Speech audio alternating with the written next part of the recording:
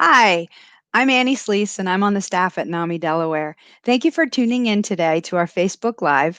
We're going to be talking about mental health crisis resources for adults in the state of Delaware. Before we invite our guest in, I'd like to take a moment and tell you a little bit about our agency. NAMI Delaware is part of the National Alliance on Mental Illness, which is a national organization, and it's the largest grassroots mental health organization in our country. We work in Delaware, and so we are able to use the national programs as well as our own innovation and creative ideas to serve Delawareans. We do that by offering support groups, education programs, awareness events, trainings. We have a housing program, and we also have a helpline that allows people to call in and get information about various topics that relate to mental health needs. We do not operate a crisis line. In fact, what we're talking about today is crisis response. So I'd like to take a moment now and tell you a couple of resources you can use right now, should you need them, while we have this conversation or while you're viewing this, as either you're viewing it live or you're tuning in later. Because what we're talking about today, it might generate strong feelings, and we want to make sure that you don't feel alone, because you're not. So there are two ways we can connect you, or you can get connected to crisis response immediately by text. The first one is the National Crisis Line, and the next one is called the Delaware Hope Line. And that is actually a new offering through our state. And we'll hear more about that when we talk with our guest today.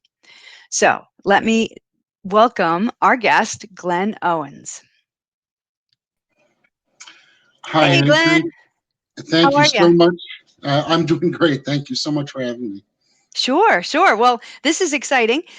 We yesterday we spoke with Malia Boone about youth crisis response, and so now we're following up with adult crisis response, and we're really grateful to you for taking some time to talk with us today. I'm honestly thrilled just to have the opportunity. So thank you for having me. Awesome. And I should mention that if anybody, I just saw a little live comment from a couple people we know, Sarah, hi Sarah, and Marilyn, hi Marilyn. We want to let everyone know who's tuning in that if they would like to ask a question for Glenn for us to discuss, feel free to pop that into the chat, and we'll make sure we cover that. So let's start with the basics here, Glenn. Tell us what your official job title is, and then how your work is connected into the mental health system in Delaware. Well, currently I am the administrator for Crisis Intervention Service for the state of Delaware. What that entails largely is that I oversee both of our crisis intervention offices, one that's located in Ellendale, one that's located as well in Newcastle at the Fernville Clinic behind the Terry Center. Both units operate with 24-hour a day, 7-day a week crisis call response. You can reach Newcastle at 800-652-2929 or Sussex and Kent at 800-345-6785. Each site also has teams that are available to go out and assess people in the community when they may be in crisis.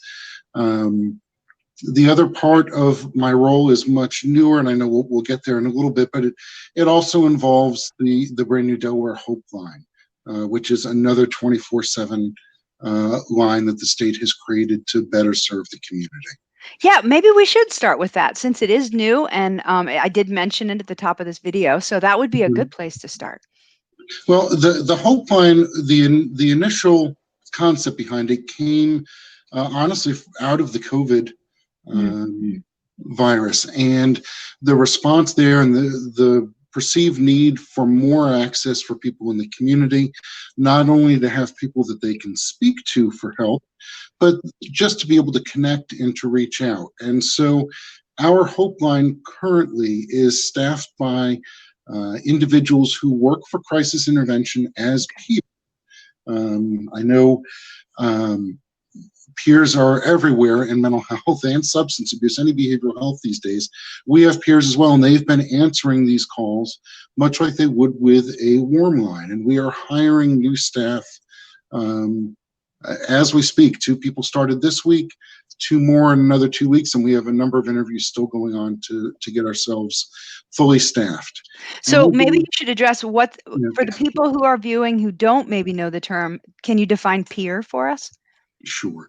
A peer is someone with lived experience with behavioral health. That could be substance issues. It could be a mental health illness. It could be, frequently is, a combination Mhm. of the two.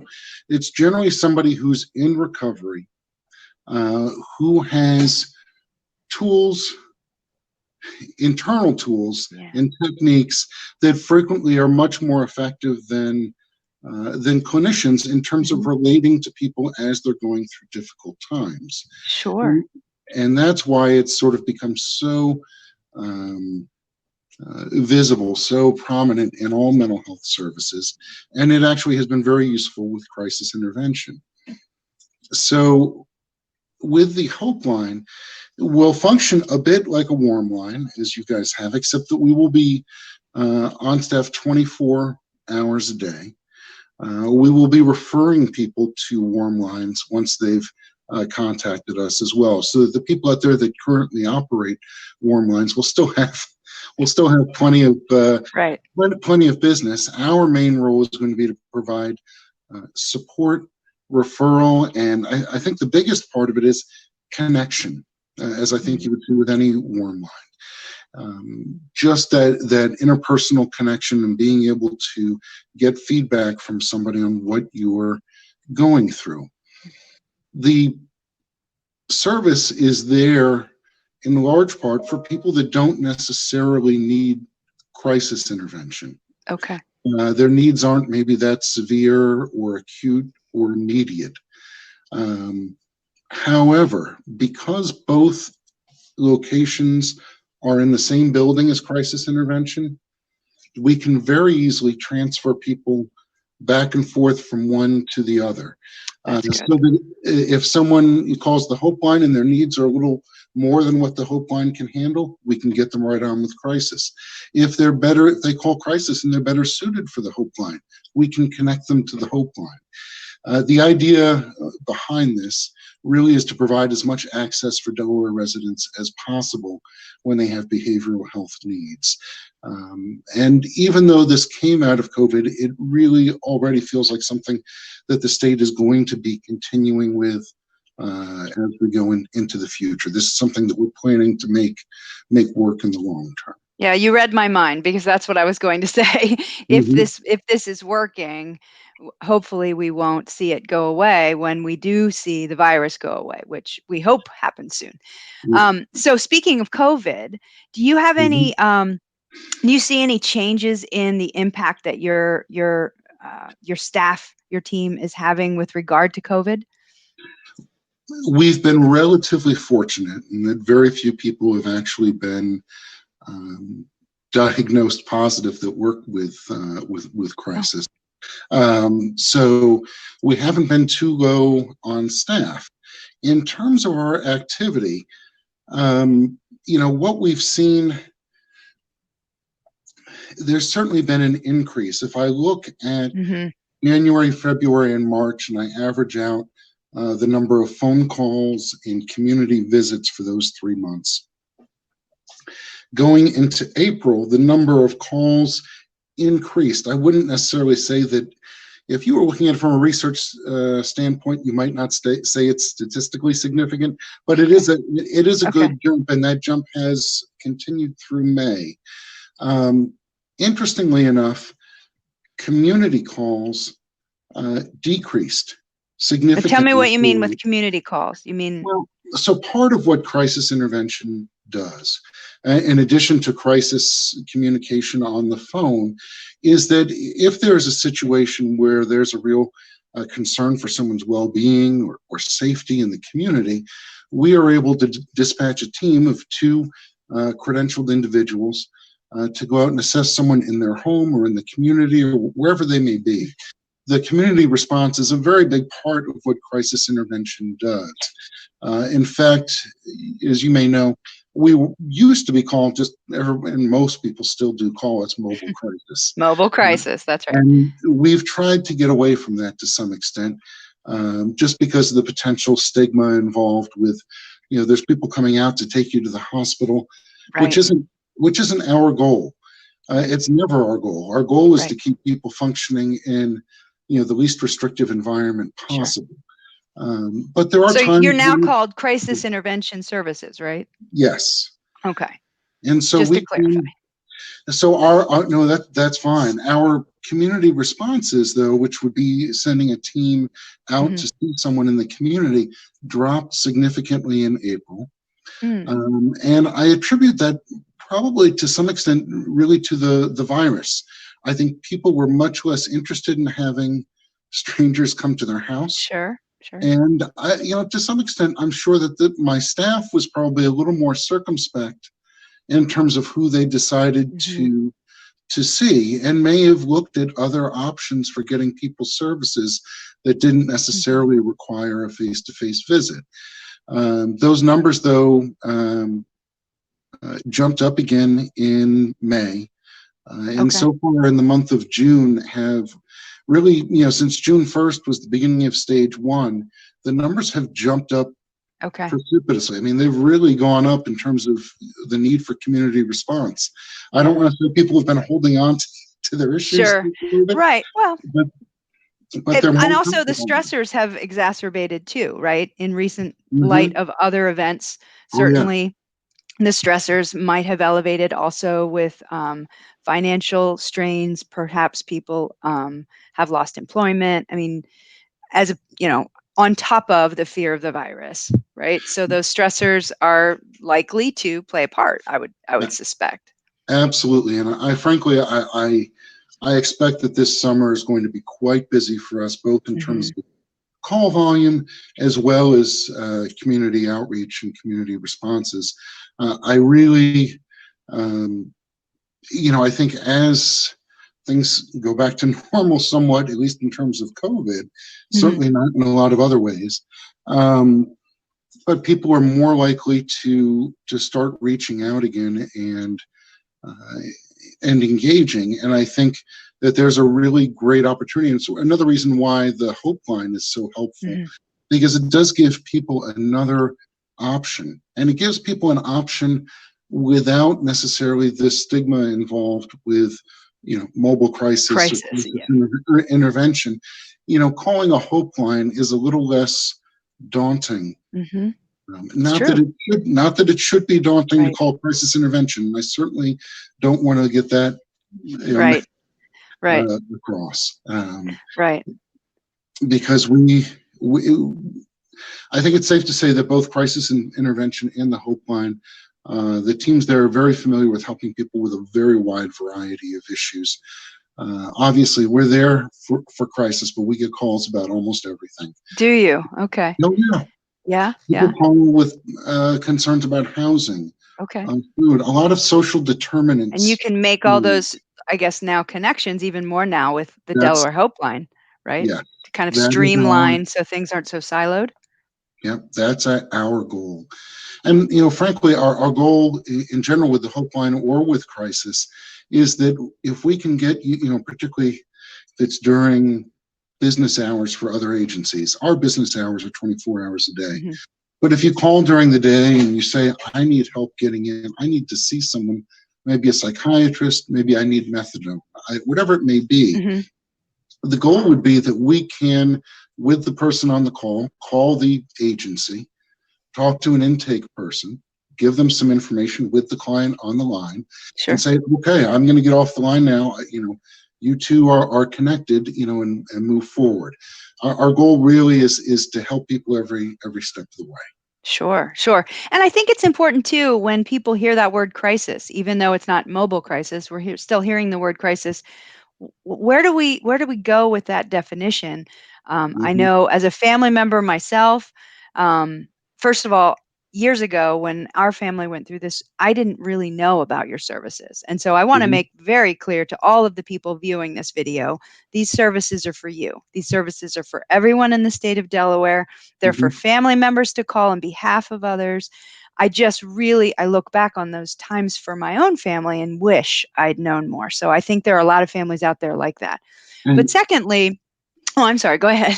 no, you go. I'll jump Yeah, in. so the other piece of that I think is, when do you call, right? Do you wait until you feel this escalation, that's you're in a fearful state, or you're in a, such an agitated, troubled state that you're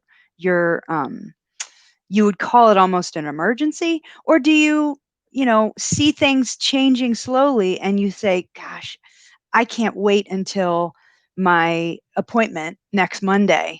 Mhm. I don't want to go to an ER, right? I really am worried. I can't reach my therapist. Is that a time they could call?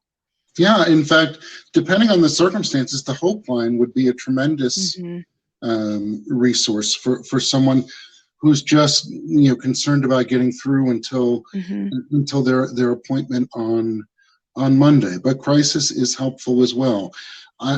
It's important to note that we get far more calls from family members, Mm-hmm. or whether they be biological or chosen family members, Mm-hmm. for our clients than we do from clients themselves usually. Right. And so we're very accustomed to talking with family members. The the one thing that I would say in terms of when to call as opposed to when not to, would be that if for instance someone has already made an attempt on their life, they've overdosed on pills or they've cut themselves or what have you, at that point you really want to be calling 911. Right. And that's what we would advise you to do if you called us. If you get to a point where someone is so dangerous that you're worried they might lash Hurt. out, or they've already started lashing Mhm. out, you probably also want to call 911. I would say it's important to keep in mind that individuals do have a choice as to whether or not they speak to us. Yeah. So the more information that you have, if you're a family member that wants to call, the better. That being said, I struggle to say that other than someone who really needs emergency services immediately, I struggle to say that there's a bad time to Okay. call. There are a lot of services out there, and a lot of times it's tough to know which service is the right one. Mhm. Um, we have a pretty good idea usually, and we can help in that regard. Sure. And there are services, state services that are in existence as well that are very helpful. The Bridge Clinic, for one, provides rapid psychiatric care as well as counseling that can be started for someone almost immediately if they are And willing. how's that's a good thing to mention, the bridge Mhm. clinics.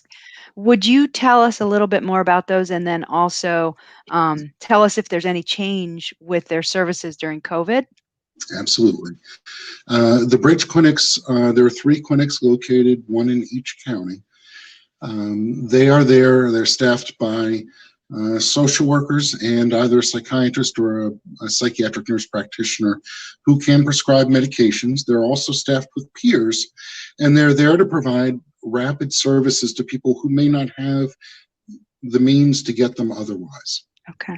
And from there, to see them through that period until they can be connected with a longer term plan. So it's called the Bridge Clinic for a reason. It really is there to bridge people from, maybe being lost in the wilderness into, Hmm. say, into civilization from Hmm. wilderness.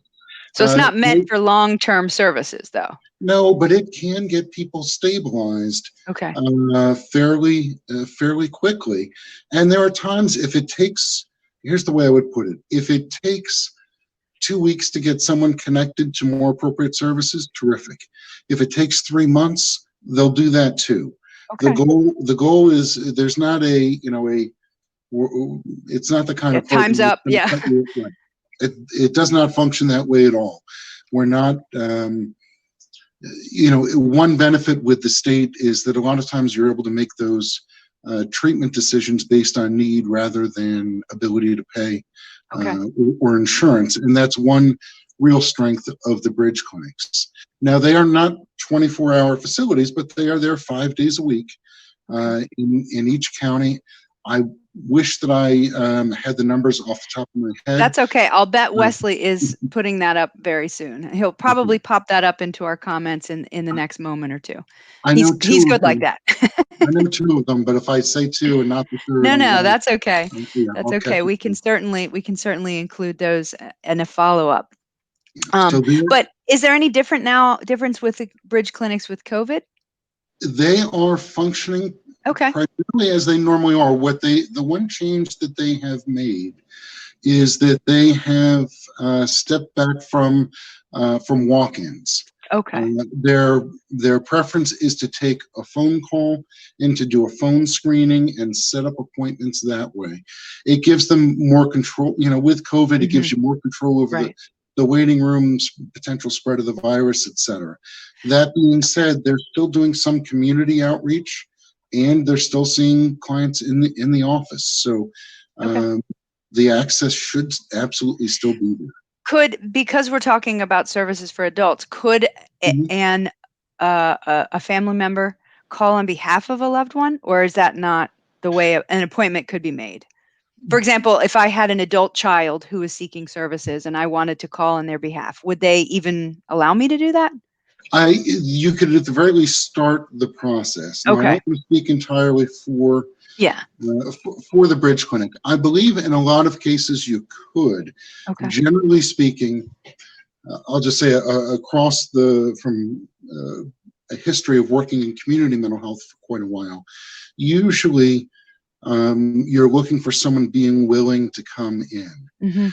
So frequently parents will call about children, adult children, because those adult children aren't willing to make the call, or they're just not ready yet. And sometimes it's just as much as talking to them and saying, your mom wants you to come in. Are you willing to come in and meet with us and talk from there? If they are, then you're good to go. If you talk to them and they say, I'm not going in there, I don't care what she sets up. At that point, the answer may be to say, Mom, or Dad, let's hold off.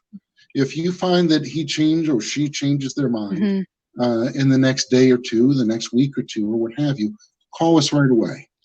We'll schedule them and get them in. That's right.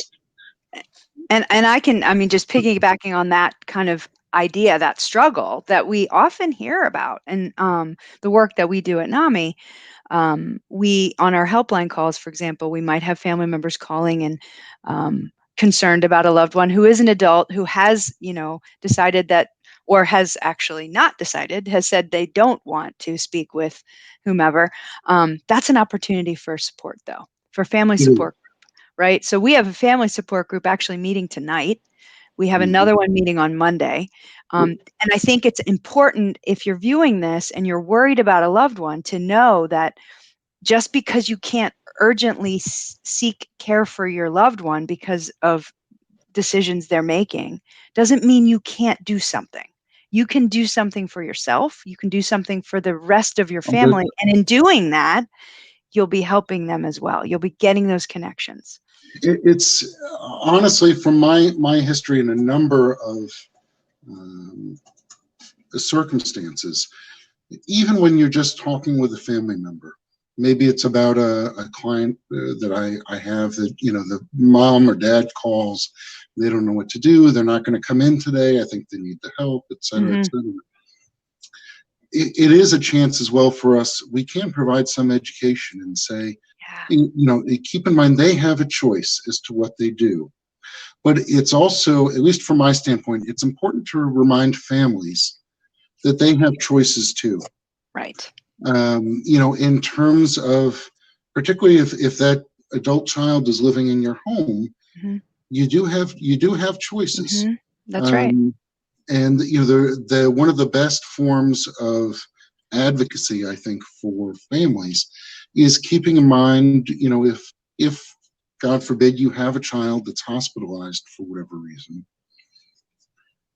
and the hospital wants to discharge them back to your home sooner than you think they're ready to be, you do have some Hmm. ability there to say that's Say not we're not okay. ready for that. Right. And Right. that's way off topic with No, crisis, but you know what? It's not. It's really not that far off mm, topic because it's all interconnected. And I think mhm.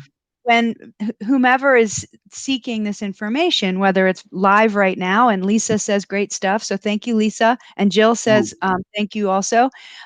For those of you who are wonderful. watching live, you know that this is an ongoing concern if you're a family member or if you have friends who are family members. And we need to know from soup to nuts how to help, right? How to help ourselves, how to help our loved Mhm. ones. Let's make sure that we've covered everything about Okay. what we plan to talk about, and we can certainly go back to other ideas too. Um, I guess we did sort of cover what happens when you call. Did you mention who is staffing your call center? I think you mentioned that you had peers doing some Well, of the work. So can you clarify that? yeah, I'll try to. Peers right now are involved almost solely with the Hope Line, Okay. unless they're not on, in which case the phone actually goes over to crisis intervention. I Oh, may not okay. have mentioned that earlier. So it's always But managed one way or it's another. always yes, Okay. yes. And so with the when you call crisis intervention, what we have primarily are it's a state classification of psychiatric social worker.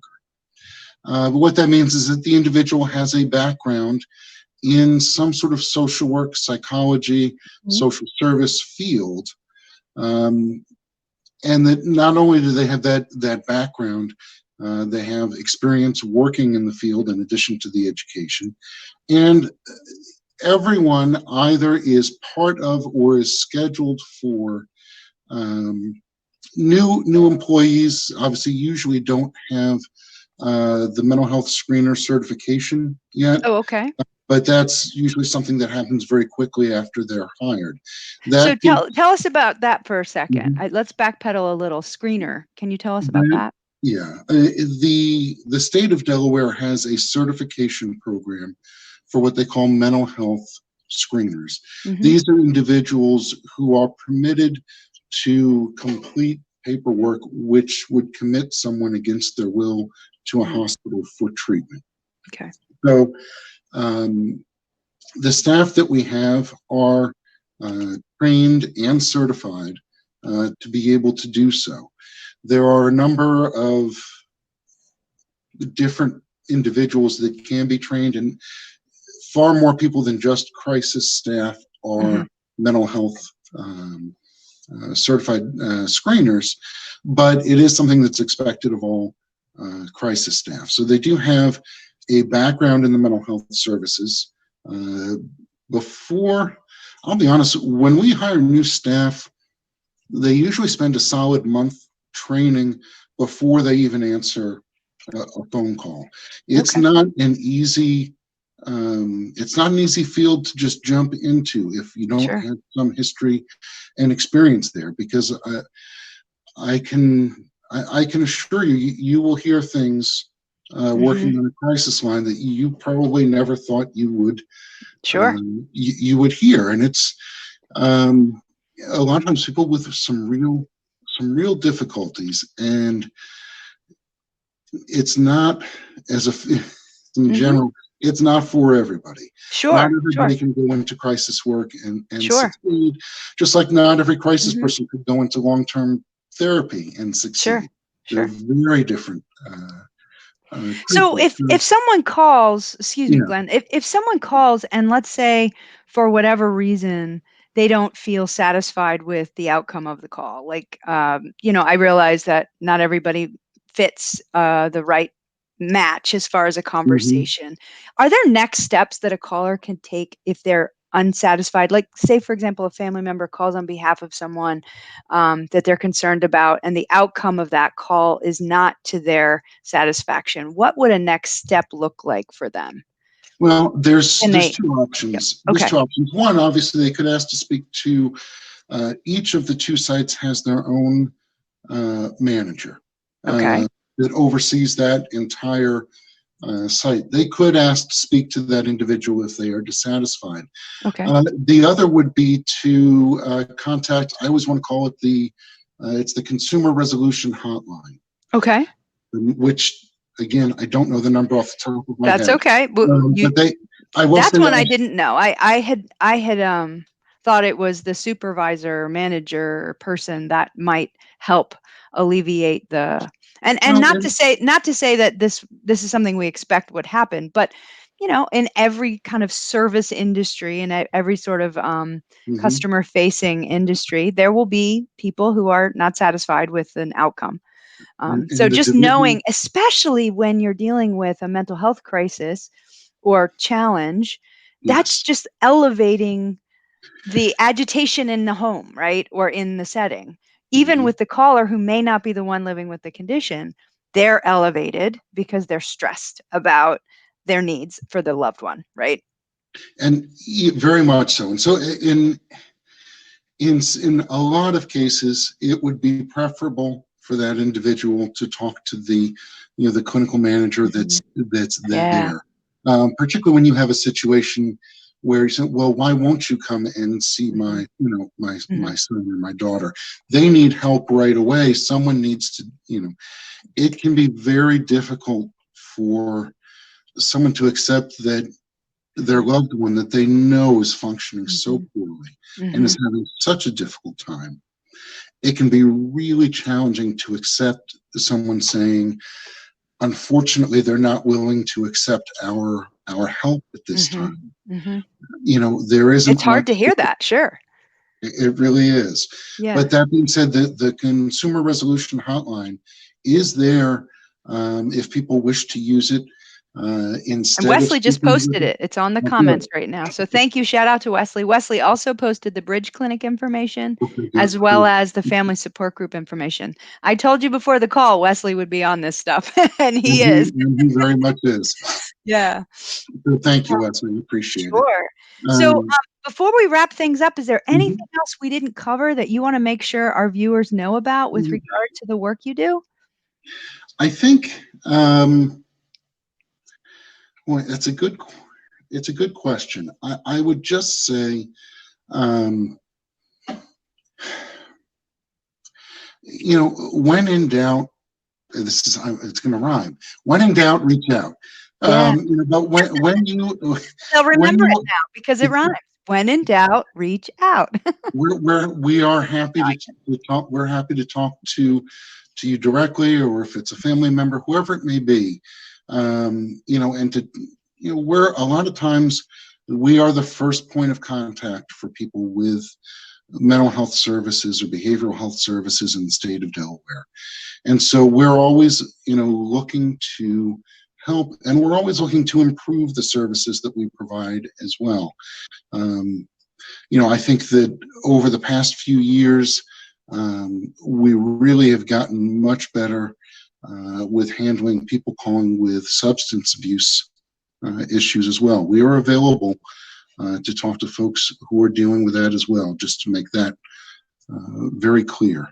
Good. Um, and I think that the addition of the Hope Line will Mhm. really provide another tool, not just for us as being in the field, but for the community as a whole.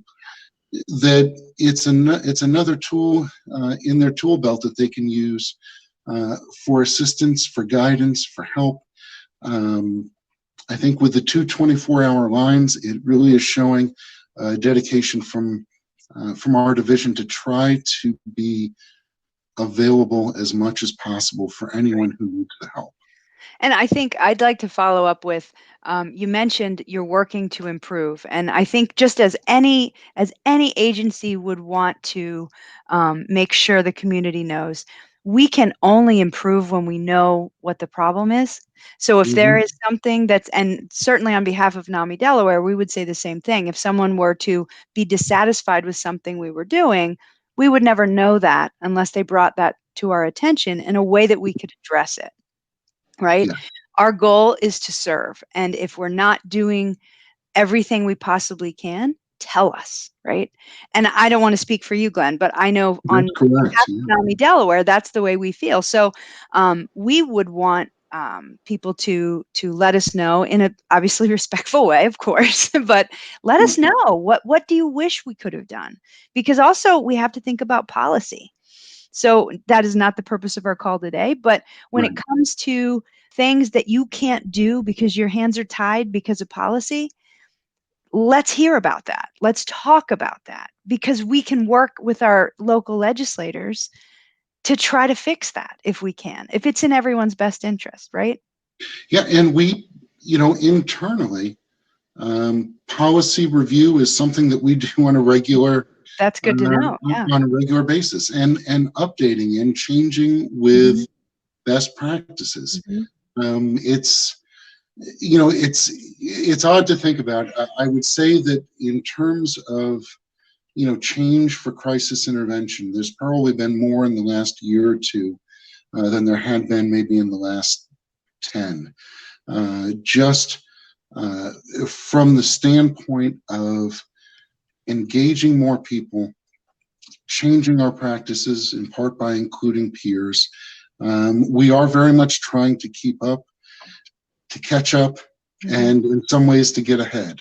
Yeah, that's it. Whatever way we can, that's our goal. That's wonderful. Well, Colleen Kern says the crisis team in Newcastle County is the best. Keep up the great work. That's So, wonderful to hear, Colleen. yeah, I will let Benjamin know. He's the manager there, and she probably that's knows. great. Oh, And and thank you. I know, Wesley I know quoted you. Colleen. When in doubt, reach out. Yeah, I'm sorry, what were you saying? I was gonna say I know Colleen. She's terrific. So Yeah, absolutely. Well, I want to thank everybody for tuning in today, and I want to thank you, Glenn, for joining me. And we my hope that pleasure. we can do this again with you. And certainly, if people have other ideas about ways we can reach you through Facebook Live, conversations you'd like to have, events you'd like to see, please reach out. I'm also available for parties. Good to know. You do magic? But my not well, but my email. I don't know if Wesley wants to put it up, but it Okay, is. I sure. work for the state, so it's glenn.owens at delaware.gov. So if you have questions that come to you later, don't hesitate to reach out and ask. I'm more than happy to do whatever I can to either give you the answer or find the answer. Wonderful. Thank you. And Jill Shute says Benjamin and his team are fabulous. That's So great to thank you, hear. Glenn, and thanks for everyone for tuning in. And until next Absolutely. time, bye Thank bye. you. Bye bye.